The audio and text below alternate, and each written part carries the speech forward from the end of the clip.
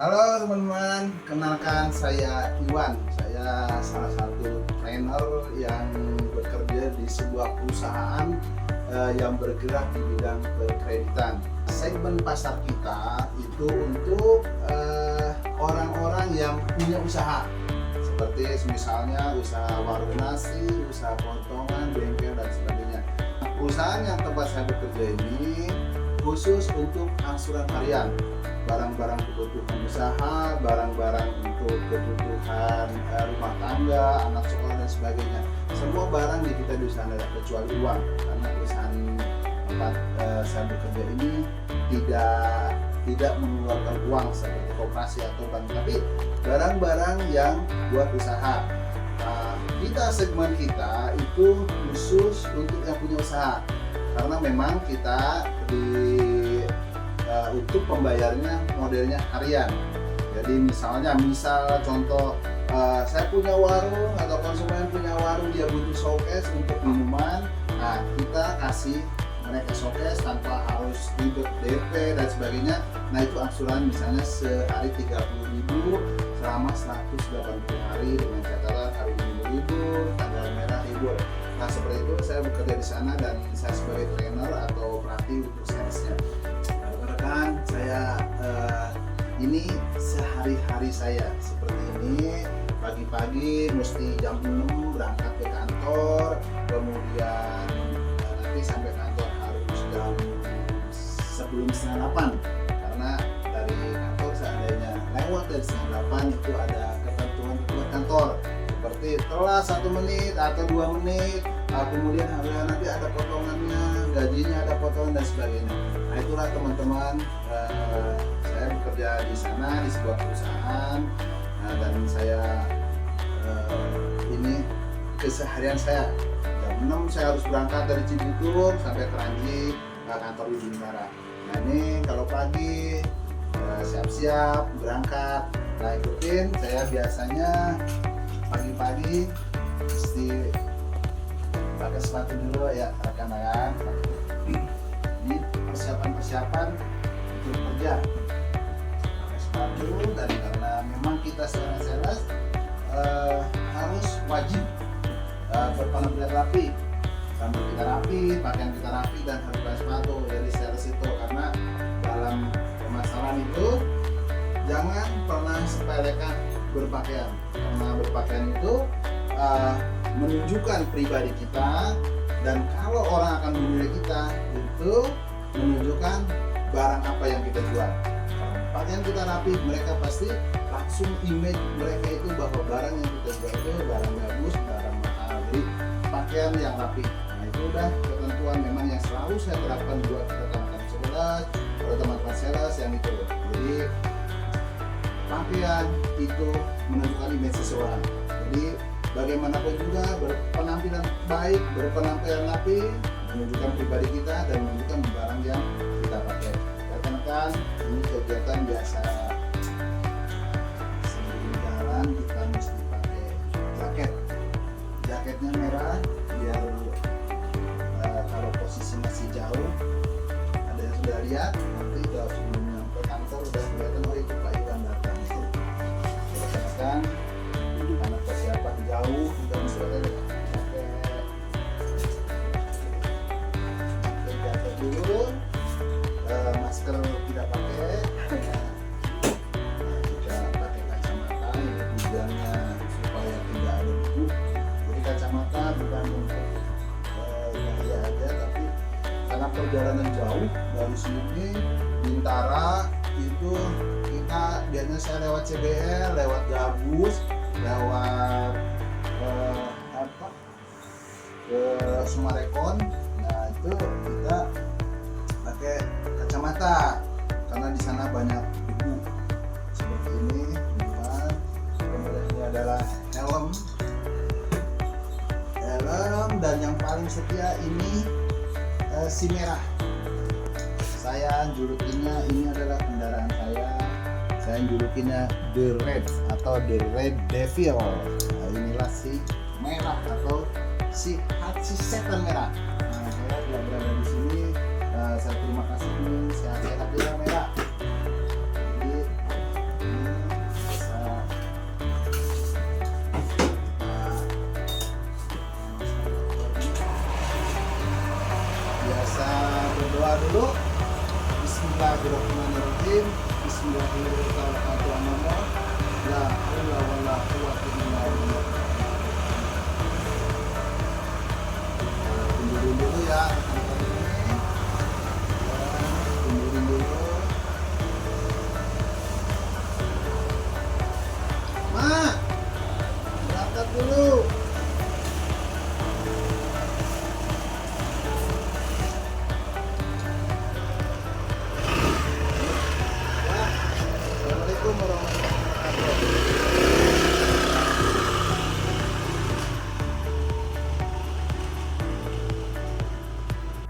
rekan-rekan, alhamdulillah sudah sampai kantor dan tidak ada macet. Alhamdulillah hari ini lancar. Saya masuk kantor.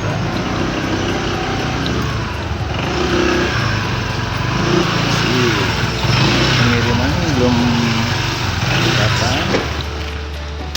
Pak Ade, assalamualaikum. Aduh, suasana masih pagi Pak Ade, belum pada datang. Alhamdulillah. Kita absen dulu. Nah,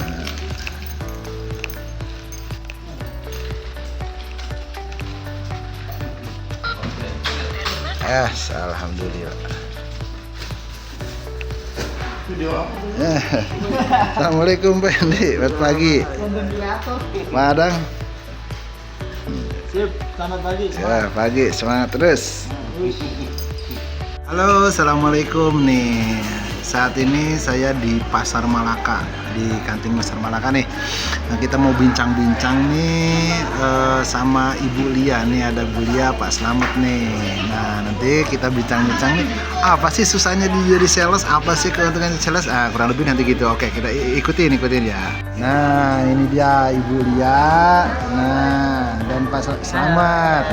Ini mereka ini sales-sales, mungkin kalau di sini belum terlalu senior ya Bu ya, tapi dia punya pengalaman yang luar biasa, mungkin pernah jadi sales apa. Nah, mau ini aja nih Bu, kita bincang-bincang nih, bukan lama nih jadi sales nih, sudah lama nih.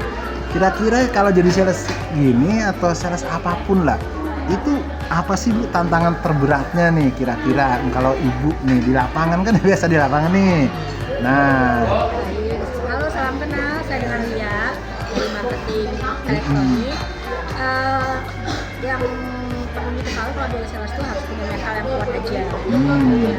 Karena kan kita untuk menaklukkan konsumen itu nggak gampang ya, karena kan konsumen itu punya trik sendiri juga, dan kita sebagai sales juga harus punya trik untuk mengulik kebutuhan konsumen. Ya, kita pertama tuh jangan langsung menawarkan produk, tapi kita perkenalkan nama kita dari perusahaan kita. Intinya punya attitude aja dulu, ngobrol dulu, cari tahu kebutuhannya, anggap sebagai teman aja, karena kalau konsumen itu dianggap sebagai konsumen atau customer itu jatuhnya kaku. Tapi kalau kita udah bisa ambil hatinya dia, pasti kita tahu kebutuhan dia. Walaupun nggak saat itu kita closing, tapi nanti suatu saat dia pasti hubungin kita, karena image kita, kesan kita di dia itu sudah ada. Berarti kalau misalnya kita nih ada ngobrol sama konsumen, berarti kita lebih dahulukan ke pendekatan kali gitu ya. Oh, jadi nanti dianggap sebagai teman aja. Teman dulu. Nanti kita inilah ibaratnya ngerayu secara pelan-pelan ya.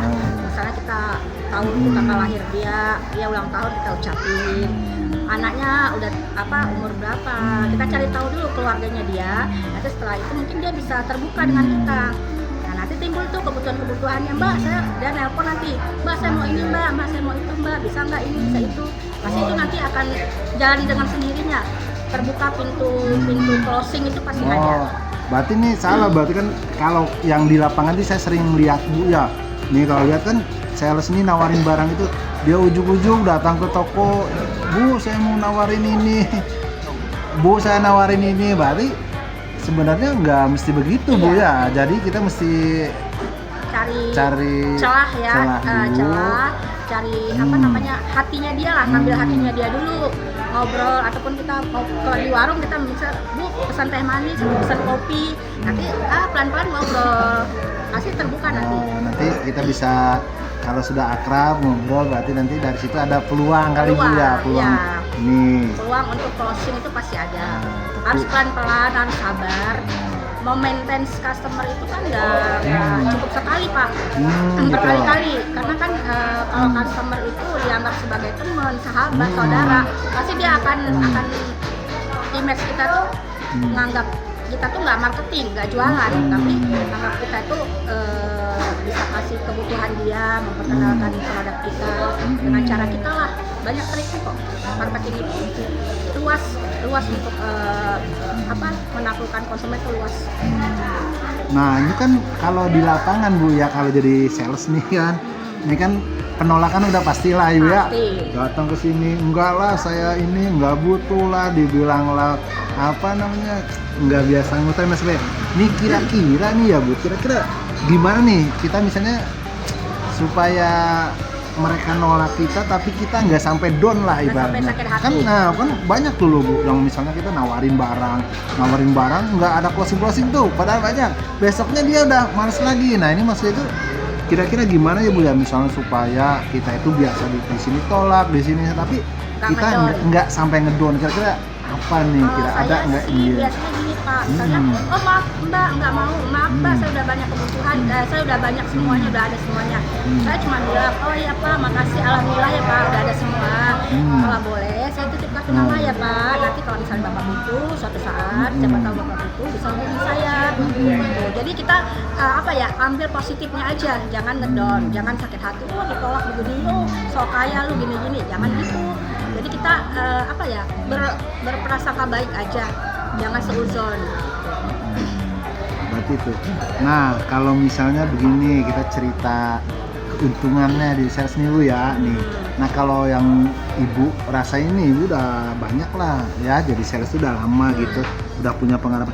Nah, katanya jadi sales itu apa sih untungnya Bu? Karena kalau nggak dapat gaji, nggak dapat uang makan, kemudian istilahnya dapat uang pun kalau ada komisi.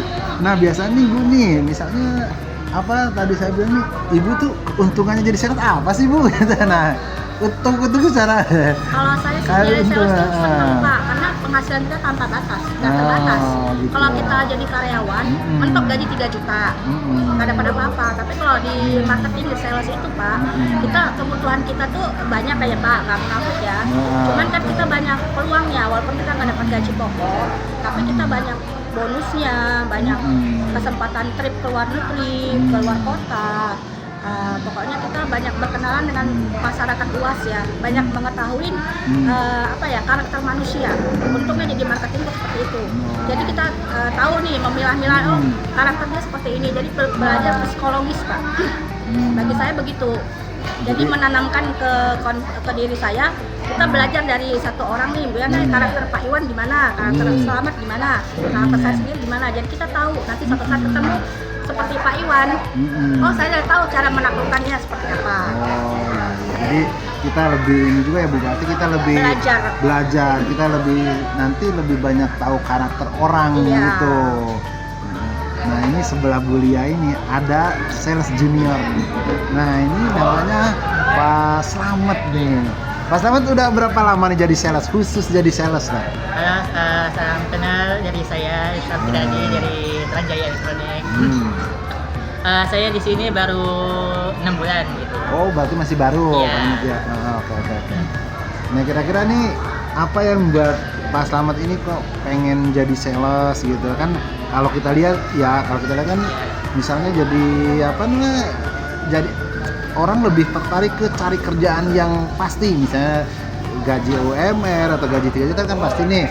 Nah ini Mas Slamet masih muda nih, kira-kira nih Mas Slamet apa sih yang bikin Mas Slamet pengen jadi sales lah? Mungkin sekarang lagi penjajakan jadi sales tuh Pak Slamet, gimana nih? Bagi saya untuk jadi sales itu adalah untuk bisa mengenal gimana cara bekerja dulu gitu, seperti produk gitu atau yang lainnya gitu. Karena kan nggak setiap orang bisa tahu lah ya kualitasnya gimana gitu. Kayak PT aja kan MR, tapi kalau kita telusuri itu kan kita nggak tahu gimana bentuknya gitu. Terus kualitasnya sama apa namanya itu apa sih modelnya gitu. Berarti, tapi kalau di kita itu ada beberapa model yang sesuai dengan konsumen. Tapi kalau yang kita ada di kita bisa belanja di luar gitu. Oh.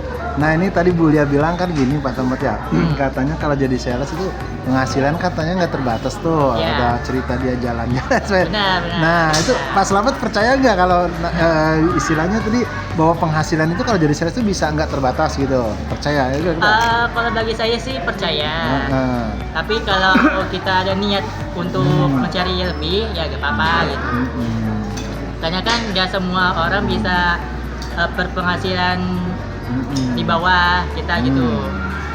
Ya, jadi ini memang itu Pak Ahmad ya, berarti kalau kita jadi sales apa, nah, jadi memang Lia bilang bahwa penghasilan kita nanti bisa nggak terbatas gitu ya, nggak ada terbatasnya. Oke lah, terima kasih Mas Ahmad ya atas bincang-bincangnya. Ibu Lia, terima kasih Bu Lia atas bincangnya. Ya, makasih. Oke rekan-rekan, itu sekilas saya ketemu sama Bu Lia sama Pak Ahmad. Nah, bincang-bincang ringan aja. Oke, makasih. Assalamualaikum.